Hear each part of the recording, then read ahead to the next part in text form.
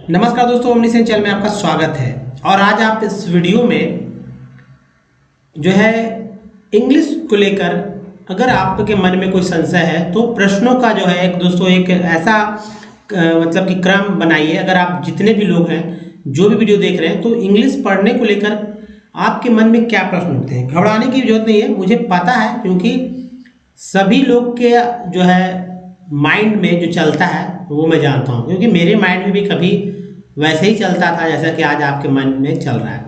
और सभी लोग के साथ यही समस्या है। लेकिन हाँ, कुछ लोग जो है जैसे मान लीजिए एक सीढ़ी है, सीढ़ी पे कोई पहला सीढ़ी पर है, कोई दूसरा पैर, कोई तीसरा पे, कोई चौथा, पांचवा, छठा, सातवां, आठवां, कोई नौवां, कोई दसवां, कोई 11वें सीढ़ी पर है। ये हर कोई अलग अलग तरह से है, तो कौन कहाँ है ये तो आप ही बताएंगे। ठीक है, तो चलिए शुरू करते हैं। और मैं हमेशा जीरो से स्टार्ट करता हूँ। पहला जो आप स्टेप चढ़ेंगे तो उसमें क्या करना होगा आपको। तो दोस्तों आपको जो करना है, मान लीजिए जीरो से आप चढ़ना ही चाह रहे हैं सीढ़ी पर। अगर मान लीजिए ये सीढ़ी है और आप सीढ़ी पे आप चढ़ना चाह रहे हैं तो जाहिर सी बात है सीढ़ी पे चढ़ेंगे। तो सीढ़ी पे चढ़ने से पहले आपको क्या करना होगा, ये पहला सीढ़ी पे यहाँ रखेंगे कि आप यहाँ जाना चाहते हैं, कि आप यहाँ जाना चाहते हैं, ऐसा नहीं करना है। ठीक है, अब हमेशा पहला, दूसरा, तीसरा करना है। हर एक सीढ़ी दर सीढ़ी चढ़ेंगे तो क्या होगा कि आपको बस 10-11 सीढ़ी चढ़ना इजी हो जाएगा। कहने का मतलब है कि कम समय में इंग्लिश सीखेंगे। अगर आप सीधा जंप करके यहाँ आ जाते हैं ना तो नीचे का सारा कुछ गायब हो जाएगा और आपके दिमाग में कुछ नहीं आएगा। तो देखिए करना क्या है, हर एक दिन यानी प्रतिदिन जो है पर डे, एवरी डे आपको इंग्लिश न्यूज़पेपर पढ़ना है। वो भी एक पुराना वाला ले लीजिए। एक न्यूज़पेपर आज मान लिया कल का डेट का एक ले लीजिए, और हिंदू पेपर रखिए। ठीक है, हिंदू पेपर रख लीजिए। हिंदू पेपर इसलिए कह रहा हूँ ताकि ज़्यादा पेजेस रहते हैं। द हिंदू ले लीजिए। उसके बाद अंग्रेजी किताबें ले लीजिए, पुरानी बच्चा वाला किताब लीजिए, छोटे छोटे बच्चे वाले किताब ले लीजिए, पढ़िए। एक ही लीजिए, ज़्यादा नहीं, एक, जी हाँ एक लीजिए।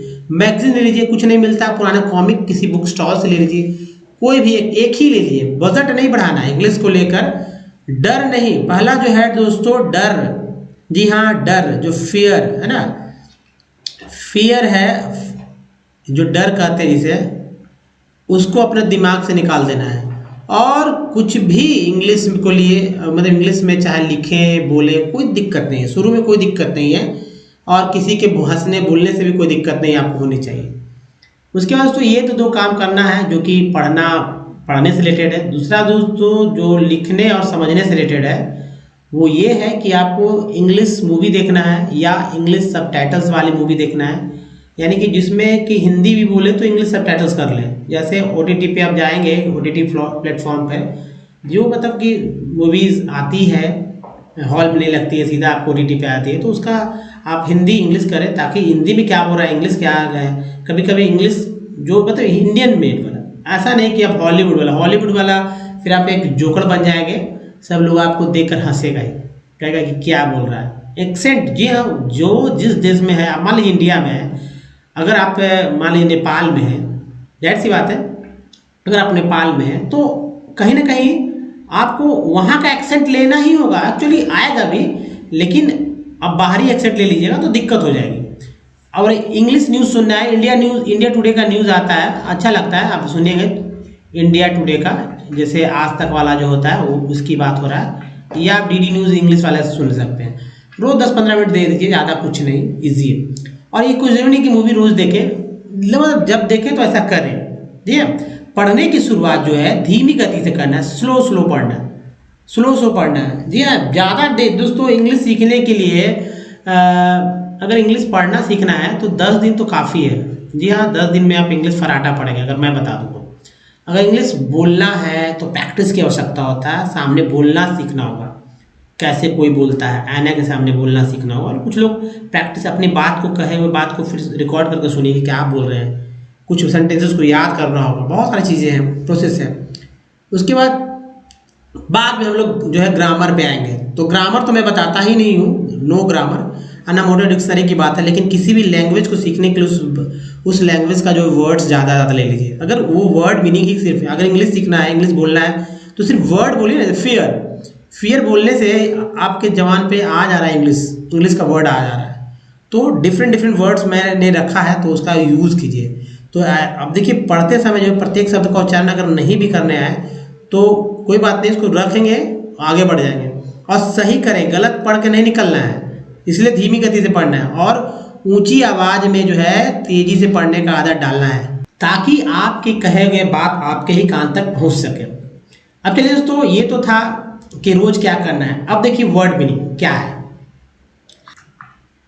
तो दोस्तों, कामुक निगाहों से देखना,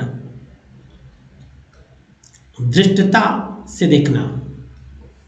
मूवी देखते होंगे, मूवी में ऐसा होता है, कामुक निगाहों से लोग देखता है, लगता है कि चलिए छिछोरेपन की कोई सीमा नहीं होती है।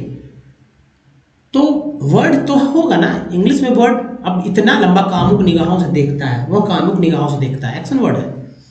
क्या है? एक्शन वर्ड है, वर्ब है, क्रिया है, ठीक है, क्रिया है। वह कामुक निगाहों से देखता है, वह कामुक निगाहों से देखता है। ही ऑगल्स, ही ऑगल्स, क्या बोलेंगे? ही ऑगल्स, एस लगा देंगे सिर्फ, सिंपल, ही ऑगल्स, वह कामुक निगाहों से देखता है। तो सेंटेंस बन जा रहे हैं भाई कि वह जो है मतलब बुरी नजर से देखा, गंदा नजर से देख रहा है। ऑगल, ऑगल एस लग देंगे, ऑगल्स हो जाएगा। यू अगर लगता है तुम कामुक निगाहों से देखते हो तो यू ऑगल, है ना, यू ऑगल। इसमें एस लगाने की जरूरत नहीं, कहाँ कैसे लगना वो सब सेंटेंस में मैंने कर लिया है। तो आपको हमारे वीडियो के शुरुआत से जाना होगा और ग्रामर के रूल रेगुलेशन जो कि नहीं है, सिर्फ प्रैक्टिस प्रैक्टिस प्रैक्टिस करके लिख कर दोस्तों आप 6 से 8 रजिस्टर भर देंगे ना तो आपका काम बन जाने वाला है। आपको कुछ याद करने के लिए फिर आपके दिमाग में सारे सेंटेंसेस सारे फॉर्मेट रहने वाले हैं। फॉर्मेट में मैं बात करता हूँ। देखिए ऑगल, ऑगल, ऑगल मीन्स होता है, ऑगल मीन्स दृष्टता से देखना, कामुक निगाहों से देखना। नेक्स्ट है पिल्फर, पिल्फर मीन्स चुराना। स्टील का मतलब चुराना होता है, चुरा लेना, उठा लेना, उड़ा लेना। देखिए चुराना, चुरा लेना, उठाना, उठाना, उठा लेना। दोस्तों वर्ड है पिल्फर। क्या वर्ड मीनिंग है? पिल्फर, याद रहेगा ना। नेक्स्ट वर्ड है आपको ऑगल याद रहेगा, मुझे पता है, तो आप ऑगल ही याद रखें लेकिन पिल्फर भी याद रखें। रिपलेट, रिपलेट का अर्थ है परिपूर्ण, प्रचुर, सब तरह से पूर्ण को बोलते हैं रिपलेट। अगला वर्ड मीनिंग है दोस्तों अपॉर्शनमेंट, अपॉर्शन, अपॉर्शन, अपॉर्शनमेंट। इसका अर्थ है बांट, अभिभाजन, अनुभाजन, बंटन, अनुभाजन, ये विभागीय वो शब्द है, ठीक है। अनुभाजन यानी कि राशन वाला जो है डिपार्टमेंट होता है अनुभाजन से रिलेटेड होता है, मुझे ऐसा लगता है। Apportionment, apportionment. नेक्स्ट है तो वेस्टो, वेस्टो का अर्थ उपहार देना, प्रदान करना, ये सब एक्शन वर्ड है। वेस्टो, वेस्टो उपहार देना, प्रदान करना या देना। प्रिडिक्ट, प्रिडिक्ट भाई उसने उसका मतलब प्रिडिक्ट किया, वह प्रिडिक्ट करता है, वह अच्छा प्रिडिक्ट कर लेता है। प्रिडिक्शन, प्रिडिक्ट से ही प्रिडिक्शन बना भविष्यवाणी, तो भविष्यवाणी करना एक्शन वर्ड है जो कि प्रिडिक्ट बोलते हैं ना, प्रिडिक्ट, प्रिडिक्टेबल भी बोलते हैं हम लोग, पहले से बता देना को बोलते हैं प्रिडिक्ट। प्रिडिक्ट क्या बोलते हैं? प्रिडिक्ट। हमारे साथ कम से कम एक उच्चारण करिए, बगल में उच्चारण वाले वर्ड्स लिखें, क्या पढ़ा क्या बोलना है, तो इसका भी इस्तेमाल करके आप बोल सकते हैं। प्रिडिक्ट, प्रीडिकेमेंट, प्रीडिकेमेंट मीन्स विषम परिस्थिति, जटिल परिस्थिति को बोलते हैं प्रीडिकेमेंट, विषम परिस्थिति, जटिल परिस्थिति। नेक्स्ट है दोस्तों पेल्यूसिड, पेल्यूसिड मीन्स पारदर्शी, निर्मल, साफ, स्वच्छ, स्पष्ट। पारदर्शी, निर्मल, साफ, स्वच्छ, स्पष्ट, प्ल्यूसिड।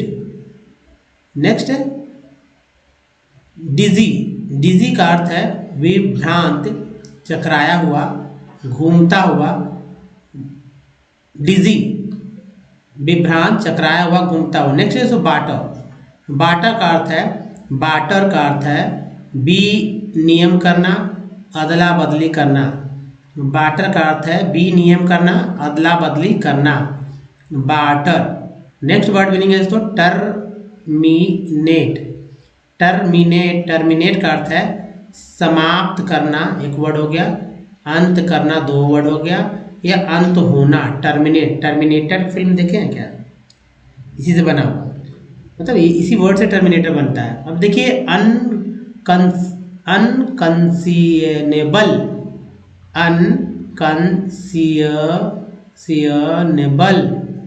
यानी विवेकहीन, विवेक शून्य, बहुत अधिक को बोलते हैं अनकंसीनेबल।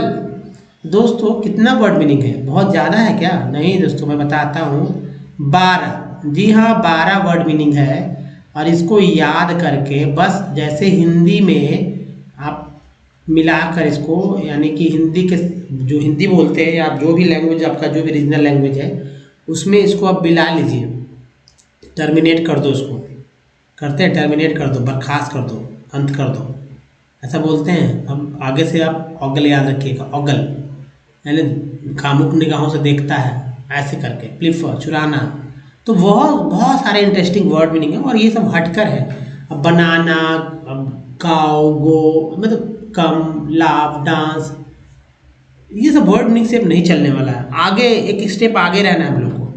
तो चलिए दोस्तों, सबसे पहले चूँकि प्रैक्टिस वाला चल रहा है, तो अगर प्रैक्टिस में आप हिस्सा ले रहे हैं तो मैं यही कहूँगा कि इसके बाद वाले पार्ट को, यानी कि जैसे इस स्लाइड के बाद वाला जो पार्ट आएगा उसमें मैं समझाने का प्रयास करूँगा किस तरह से इंग्लिश को पढ़ते समय सावधानियाँ बरतना है, क्या क्या करना होता है, सब कुछ बताऊँगा।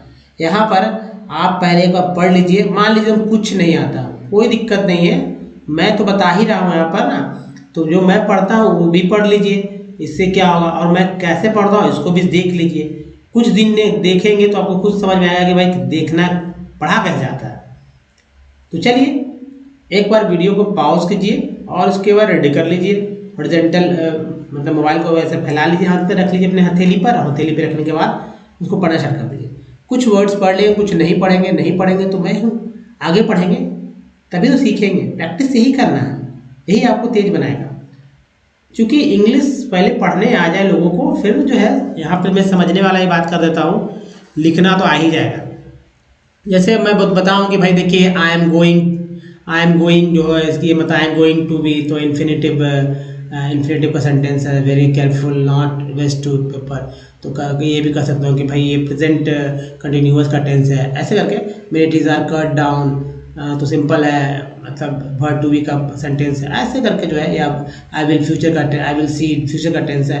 तो ये सब बोलने से नहीं होगा, सेंटेंसेस कुछ बहुत ज़्यादा भारी नहीं आते हैं, लेकिन जब क्या होता है कि हम लोग बोलते समय ही कंफ्यूज हो जाते हैं, तो भाई उसको सुधार लेंगे ना, अच्छे से कर लेंगे सेंटेंस। इसलिए ग्रामर के पे चर्चा ही नहीं करना है कि भाई कहाँ एम आएगा, कहाँ टू, वो क्या बताएंगे। ग्रामर क्या बताता है कि भाई आई के बाद एम आता है, यू के बाद आर आता है, वी के बाद आर आता है, ही के बाद ईज आता है, ग्रामर ये बताता है। गो में इंग जुड़ता है ना, ऐसे करके। उसके बाद टू भी होता है, वेरी होता है, कहाँ पर नॉट लगता है, पहले लगेगा बाद में लगेगा, यही बताता है। कहाँ इन्वर्टेड कॉमा लगेगा, कब नहीं लगेगा, कौन सेंटेंस डायरेक्ट में है, डायरेक्ट नरेशन में, कौन सा तो डायरेक्ट स्पीच में है, कौन डायरेक्ट नरेशन कहते हैं, या कौन इनडायरेक्ट है, ये सब यही बताता है। तो वो सब चक्कर जो है सब आ जाएगा, उसका कोई टेंशन नहीं है, ग्रामर पे एकदम फोकस नहीं करना है ऐसे। तो देखिए हम चलिए पढ़ लेते हैं और उसके बाद आप देखिए कि क्या कुछ आपने गलत पढ़ा या आपने सही पढ़ा। I am going to be very, देखिए ING है, ये पार्ट है हमारा, पार्ट्स ऑफ वर्ड है। Careful not to waste paper, ER जो हमारा एक पार्ट है, P के साथ लगा पर हो गया, PA को पे बोलेंगे, पेपर, क्योंकि A के बाद E आता है तो A का उच्चारण A के रूप में होता है, A। अब A के इतने 4 तरह से पढ़े जाते हैं, 5 तरह से, ए ऐ, है ना, ये 4 तरह से। तो paper said JC, many trees इसको ज बोलते हैं, इसलिए ट्रीज नहीं बोलेंगे, ट्रीज इसको ज बोलते हैं, ट्रीज आर कट, सी को का बोलते हैं, यहाँ पर कट बोल रहे हैं, CUT कट डाउन, OW को आउ बोलते हैं यहाँ पर, आउ, तो डाउ हो गया, क्या हो गया, आउ, आउट, डी में लगा था डाउ हो गया, एल लग गया down, cut down to make, एक के बाद ही है मेक पेपर, मेक देखिए एक बाद ही है, एक बाद ही है make paper, C X, E X को एक्स बोलेंगे, एक्स ई एन को एन बोलेंगे, एल लगा पी लगा प्लेन, एक्सप्लेन ई डी को बोलते हैं explain, I will see that, I will see that इलेक्ट्री, टी आ रहा है एक पार्ट है हमारा, और टी वाई भी पार्टी है लेकिन इसको ऐसे रखिए city, electricity is not wasted, देखिए टेड को याद रखिए, टेड पार्ट है, wasted in my house, house यहाँ पर सब हो रहा है, जा नहीं बोल रहे, हाउस शाउटेड, टी डी को बोलते हैं Ted, shouted Mustafa electricity comes from water, year को टी लगाता, water and coal, I will make sure that water is not wasted,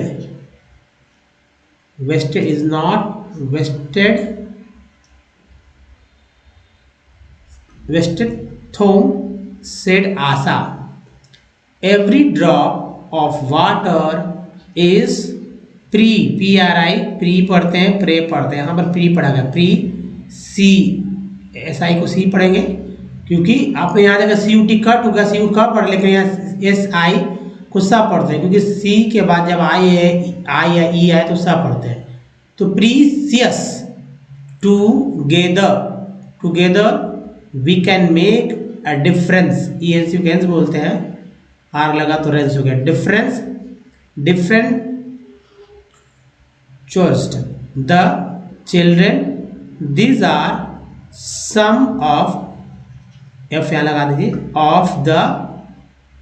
of the things, H हो जाएगा, things Mona, Rani and their friends did।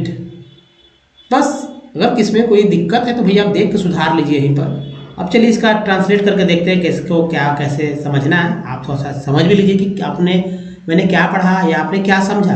आप सोच सकता है कि आपने बहुत कुछ समझ रहे हो, कितना समझ रहे हैं इसको भी समझिए।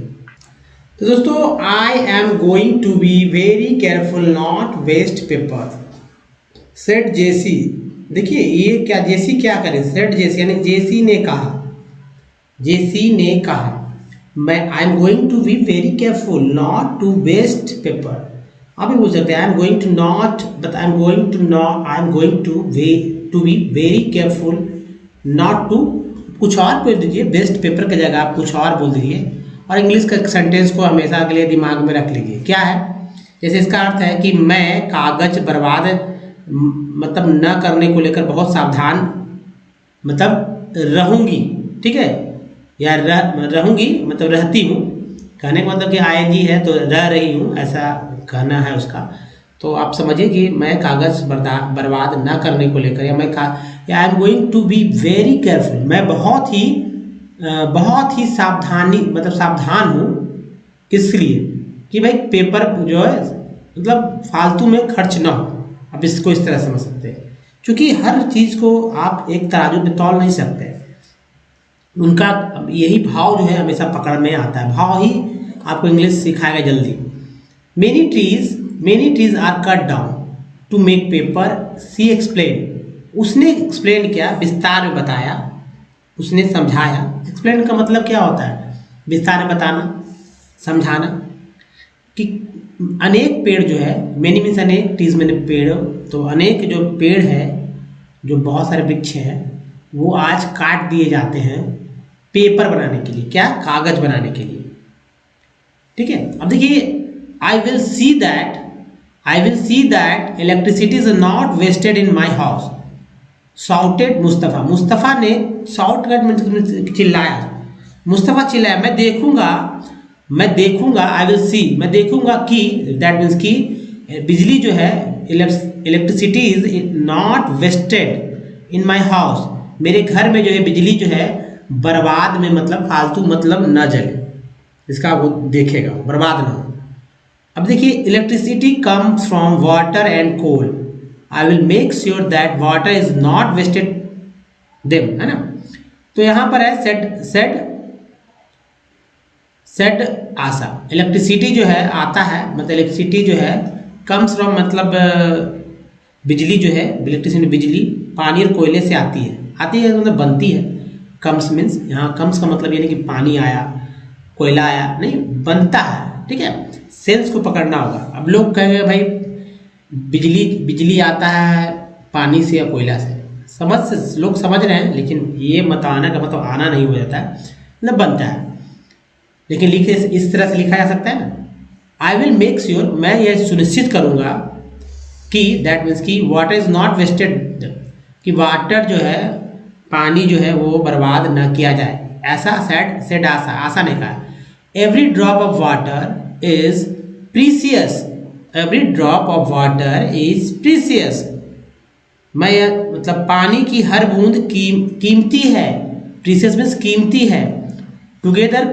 Together we can make a difference, एक साथ, ठीक है, मतलब डिफरेंस। चॉइस द चिल्ड्रेन, तो यहाँ इन कर देना है चिल्ड्रेन। बच्चों ने सामूहिक रूप से कहा कि भाई एक साथ मिलकर हम बदलाव ला सकते हैं। Together we can make a difference, together we can make a difference, एक साथ मिलकर हम बदलाव ला सकते हैं। These are some of the things Mona, Rani and their friends did। कुछ जो है, कुछ ये ऐसे ही कुछ बातें जो है, these are some of the things, कुछ ऐसे ही things मीन्स बातें, कुछ ऐसे ही बातें जो मोना, रानी और उनके दोस्तों ने did मीन्स किया। बस इतना ही दोस्तों समझना था। अगर कोई दिक्कत है तो आप फिर से इसे समझ सकते हैं। तो चलिए, ये तो आपने देखा ही। अब थोड़ा तेजी से आज मैं कुछ विशेष बात बता दूं कि भाई अल्फ़ाबेट के बारे में। देखिए, किसी भी लैंग्वेज को सीखने के लिए उस भाषा का जो स्टार्टिंग पॉइंट होता है वहाँ से पहुँचना होगा। तो इस भाषा का स्टार्टिंग पॉइंट जो है, शून्य जो है, जीरो जो है, अल्फ़ाबेट होता है। इंग्लिश जो कि रोमन में लिखी जाती है, और इसमें अल्फ़ाबेट जो है 26 लेटर के होते हैं। इसे 2 हिस्सों में बांटा गया है एक्चुअली, जो मेन रूप से है। एक तो कैपिटल लेटर, दूसरा जो है स्मॉल लेटर। कुछ बीच वाले भी लेटर्स होते हैं जो कि कर्सिव राइटिंग कही जाती है, उसको भी लोग आजकल लिखना प्रेफर कर रहे हैं। स्कूल में बच्चों को शुरू से ही लिखाया जाता है। हालांकि ये वाला भी जो हम लोग कहीं ना कहीं जो 4 लाइन कॉपी पे मिक्सअप करके लिखते हैं। तो याद रखिए A to Z, जिनको नहीं पढ़ने आता, हालांकि सबको पढ़ने आता है, लेकिन फिर भी दिमाग में याद रखिए, अच्छा रहेगा। अब देखिए, ये क्यों अच्छा रहेगा मैं बताऊँ, क्योंकि इसके 2 पार्ट हैं। कॉन्सोनेंट का एक पार्ट, इसमें देखिए ये वाला पार्ट है। अब इसमें कौन सा नहीं है A to Z में, तो इसमें से A, E, I, O और U नहीं। और इनके द्वारा जो ये कॉन्सोनेंट है, इनके द्वारा उच्चारण होने वाले अक्षर कौन कौन से हिंदी के अक्षर को इंग्लिश में हम लोग बोल लेते हैं। जैसे B को हम लोग ब बोलते हैं, तभी वो वर्ड एक्चुअल में जैसे लिखा जाए BUT, बट मान लीजिए अंग्रेज आज आते हैं और लिख देते हैं कि भैया बताओ, है ना। हम लोग को जैसे ट्रीट कर देते कि मार के पूछते डंडा से कि बताओ ये क्या लिखा हुआ है, ठीक है। वो बोलते हैं, हम लोग को तो पता ही नहीं था क्या लिखा हुआ, कुछ भी लिखा हुआ, हमको नहीं पता क्या लिख दिया है। जैसे अरबी में लिख दिए, अगर अरबी में लिख दे, मान लीजिए बात है, तमिल, तेलुगु, कन्नड़ में लिख दे, तो अगर आप जानने वाले नहीं है तो आपको काला अक्षर भैंस बराबर, ये हमारे लिए काला अक्षर भैंस बराबर है। लेकिन जब मैं बोल दूँ, अब चूंकि विकास हो चुका है कि भाई बी जो है, बी को ब बोलना है, यू को अ बोलना है, टी को ट बोलना है। देखिए, टी को क्या बोलना है, ट, यहाँ पर है ना। टी को क्या बोलना है, ट, त, च, स। तो भाई हो गया ना कि BUT बट होता है। अब लेकिन जब कहेंगे कि भाई BUT बट होता है तो PUT क्या होता है, फिर प्रश्न आ जाता है। तो कहेंगे भैया यहाँ पर PUT पुट होगा, क्योंकि P को तो प बोलेंगे, लेकिन U को यहाँ उ बोलेंगे, तो प उ पू, और टी को ट ही बोलेंगे, इसलिए पुट होता है। तब ये सब जो इसके रूल रेगुलेशन नहीं है इंग्लिश पढ़ने को लेकर, लेकिन वर्ड्स को लेकर तो है, मतलब जो लेटर्स है उसका उच्चारण तो बस वही फिक्स ही है ना। तो जैसे B को ब, C को क, श कब पढ़ेंगे ये भी मैं बताऊंगा। D को ड, द, ज, F को फ, जी को ग ज, एच को ह, जे को ज, के को क, एल को ल, एम को म, एन को न, ड़, पी को प, क्यू को क, आर को र और ड़ भी हिंदी के अक्षरों को लिखने के लिए ड़ का इस्तेमाल होता है, जो कि र के थ्रू व्यक्त होता है। एस को स, ज, जैसे इज में इसको ज बोलते हैं। टी को ट, त, च, स, वी को व, भ। इंग्लिश में बंगाली लोग को भी भ दिखता है। वीडियो लगाओ, भाई बंगला में बोलेंगे वो, लेकिन वो वीडियो ही बोलेंगे, वीडियो नहीं बोलते हैं। एक्सेंट का प्रॉब्लम है तो भी मैंने लिख दिया। डब्लू को व बोलते हैं, एक्स को एक्स और एग्स भी बोलते हैं, वाई को य, जेड को ज, झ। अब झ भी जैसे हिंदी वाला है, तोड़ मरोड़ करके इसमें शामिल किया गया है। अब चलिए जैसे सी के बाद जब आई आए, सी के बाद जब ई आए तब इसको स बोलेंगे।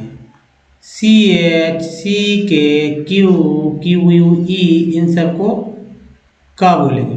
तो दोस्तों बस याद रखना है कि कब क्या कहाँ कैसे पढ़ा जाता है। अब देखिए अंग्रेजी पढ़ते समय जो है वॉवेल हमेशा आपके दिमाग में रहना चाहिए। वॉवेल कितना होता है दोस्तों, ए, ई, आई, ओ, यू, डबल ओ को वॉवेल कहते हैं, मैंने बताया पहले भी।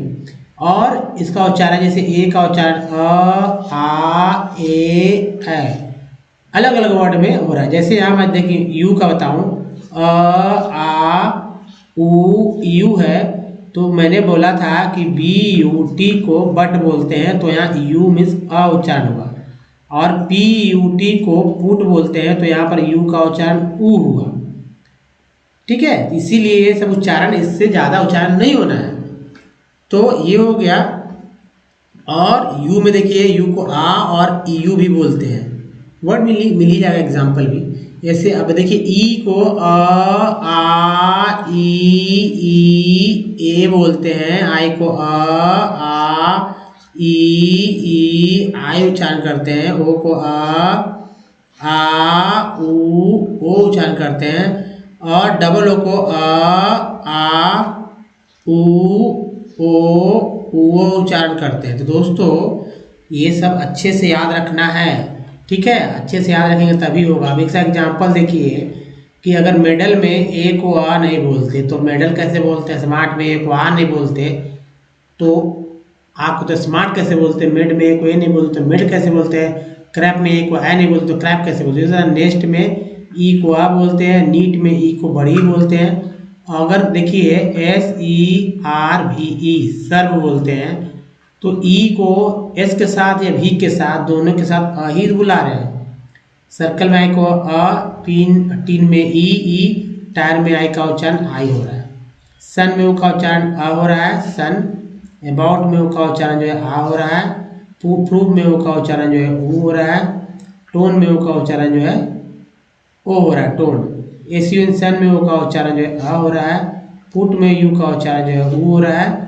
और म्यूट में यू का उच्चारण जो है, म्यूट में यू का उच्चारण क्या हो रहा है, ईयू, म्यूट।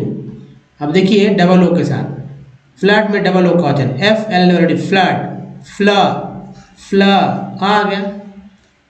एम डबल मू आ गया।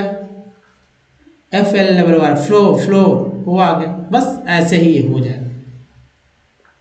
दोस्तों इस वीडियो में यहीं तक रखते हैं क्योंकि समय काफ़ी हो चुका है और कुछ और ख़ास बातें इंटरेस्टिंग जो है 70 पार्ट्स ऑफ वर्ड की जो चर्चा होती है वो अगले वाले वीडियोस में होंगे, क्योंकि रोज़ होते रह रही है और बहुत इंपॉर्टेंट है। जब तक आप याद न कर लें, मैं हमेशा आपको कहता रहूँगा कि भाई आप याद करिए। देखिए नए हैं तो एक काम तो कर ही सकते हैं कि चैनल को सब्सक्राइब कर सकते हैं, एक लाइक कर दीजिए और ग्रुप में शेयर कीजिए ताकि और लोग को भी सीख सकें। और देखिए घंटी को उठाना बहुत ज़रूरी है। इस वीडियो में बनाने के लिए दोस्तों धन्यवाद। Thanks for watching. धन्यवाद।